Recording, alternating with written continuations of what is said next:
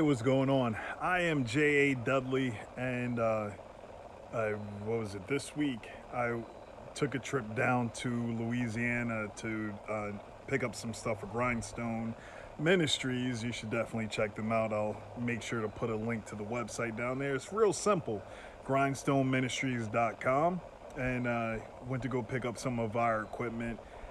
We had some down way down in the bayou, helping out those that were affected by one of the more recent hurricanes that came through and destroyed everything. Not sure if well, I'll try and put some of the film or video either spliced in or before this video plays, and then you'll understand some of the stuff that I saw. Like it was really quiet down there. It was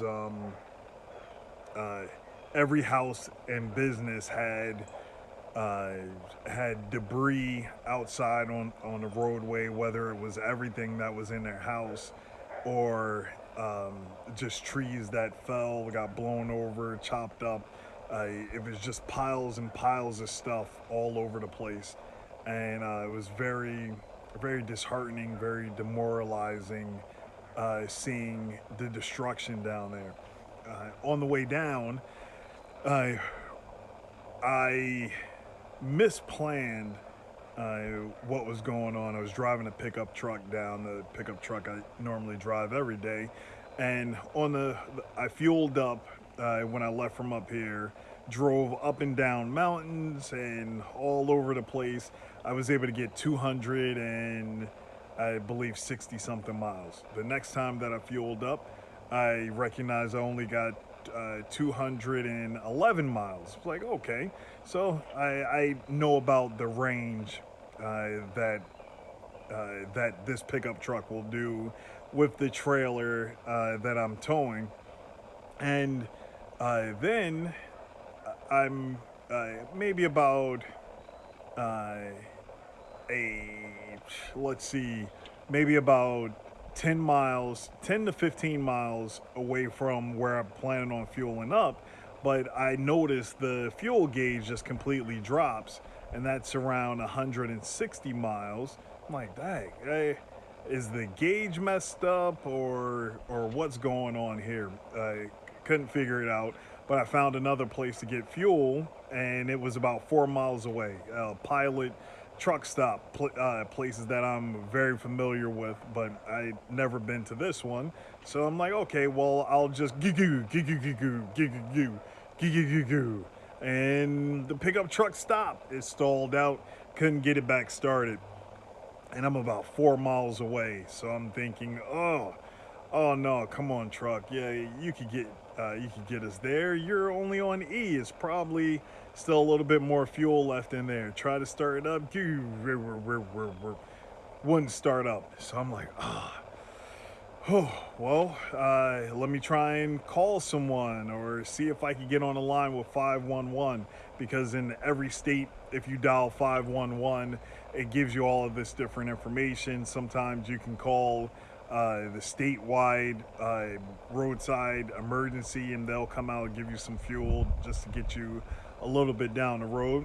So I was trying to call them.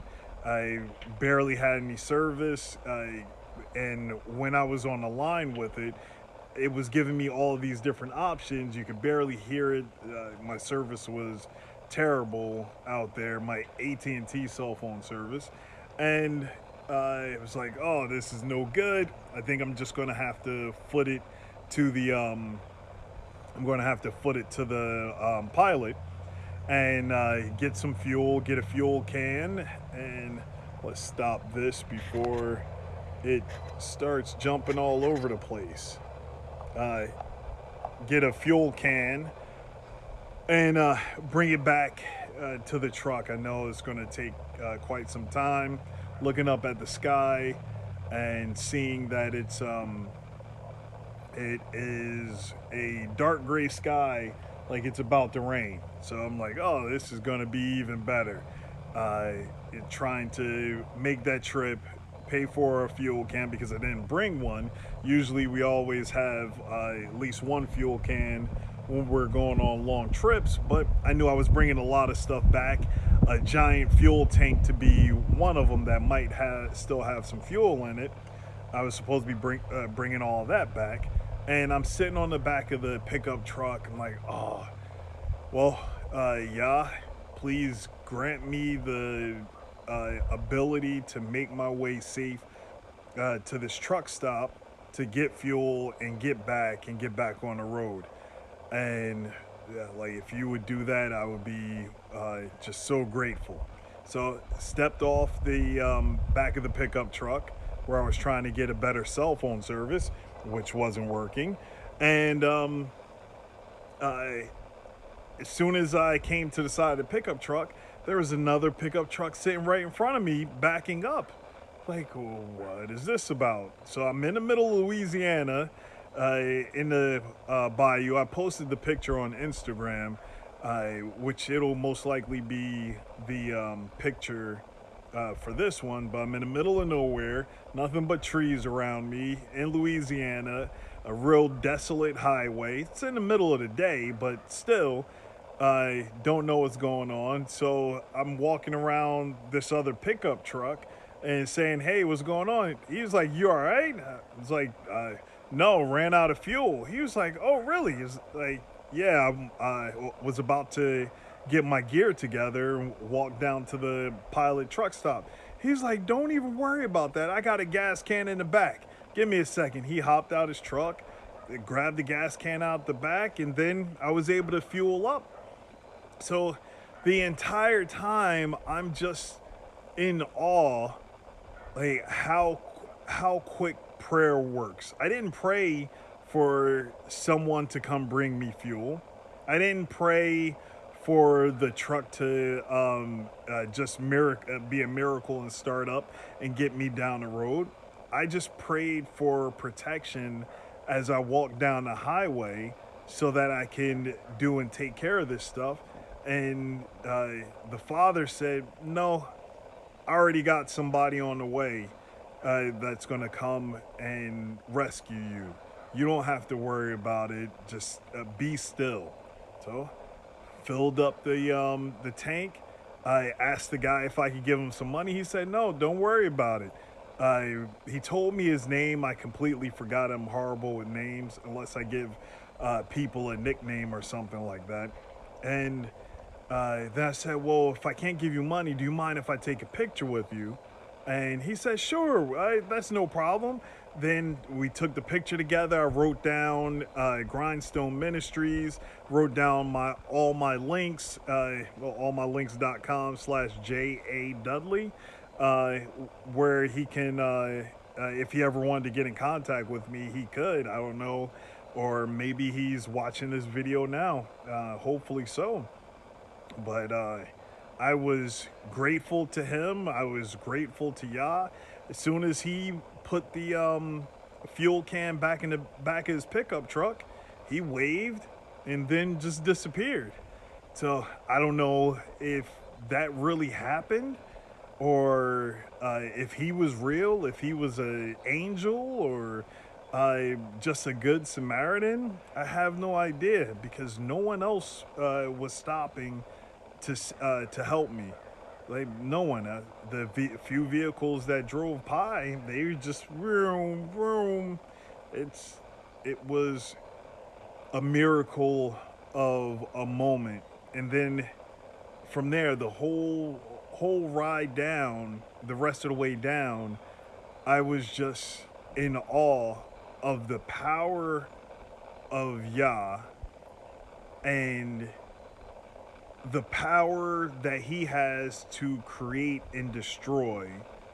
And what is it about this place that continues to get destroyed down in the southern tip of Louisiana that these people aren't getting? Is it the lifestyle? Is it what they're eating? Is no one trying to help them come to the Father. Where I was going to was to a church, and some of the things I heard about the pastor at this church, I can understand why Yah would come and destroy the stuff down there, because they weren't doing right. I asked, was it Derek? Was it no David Chauvin? He has a seafood place down there that's close by. I asked him for help to lift the fuel tank onto the back of the trailer with one of his forklifts. And he was like, "Oh, over there at that church right across the way." I was like, "Yeah." He was like, "You know what? Fuck that pastor." Oh, okay. Don't know what's going on with you and him, but thank you for even answering the question if you would help or not. Even though he was a bit stressed out because the power down there kept going off and on. He has all of his seafood that's gonna go bad if the power stays out for long. And I went and loaded up everything that I could, then went back over to him, asked him if he could, to ask him again, is like, "Hey, I have a little bit of money. Would that be worth your time to send a forklift over to lift it up?" And he said, "You know what? Don't even worry about it. I'll send one of my guys over and take care of it. I got the power back on, and everything's all good." So that was another blessing, not only for me, but for Grindstone Ministries, because that would have been an asset, a very valuable asset that could have been lost because of the cloud of negativity going on down there, where people aren't helping people are helping themselves, no matter what hat they wear, whether they're someone that claims the faith or someone that's just down there trying to survive. So got it all loaded up, got on the road, made it back home safe, to my family, to my camp, to my tribe. And the entire way I just said thank you to the Father, and like I do every day. That's about it. Shalom.